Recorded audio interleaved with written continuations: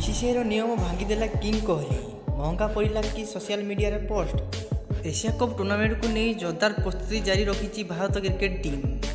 तेबे यह भितर विश्वकप पूर्व बोर्ड तरफ समस्त खेलाड़ी को यो टेस्ट करा जाइछि। तेबे एशिया कप और विश्वकप भली बड़ टूर्नामेंट पूर्व दलर स्टार बैटर विराट कोहली एवं ओडुआरे पड़ जाइछन्ति। सोशल मीडिया एक पोस्ट को नहीं क्रिकेट दल में हंगामा देखा मिली। विराट यही पोस्ट को नहीं बीसीसीआई तरफ असंतुष्ट थिबा बेले कोहली विरोध में कार्यानुष्ठान नियाଯାଇପାରେ। सूचना अनुसार एशिया कप पूर्व अधिनायक रोहित समेत विराट और हार्दिक पांड्या को यो टेस्ट करा जाइछि।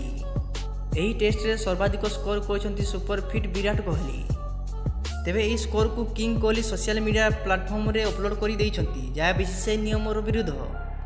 बीसीसीआई नियम अनुसार खेलाड़ी सोशल मीडिया रे कौनसी गोपनीय तथ्य पोस्ट करने को बारण करा जाइछि। कोहली या न मानी यो टेस्ट समय फोटो सहित निज रिपोर्ट को सोशल मीडिया रे अपलोड कर देइछन्ति। तेबे फोटो पोस्ट करने कौन बारण करा बेले चुक्ति रे टेस्ट और रिपोर्ट प्रकाश न करने खेलाड़ी मान को कहुए।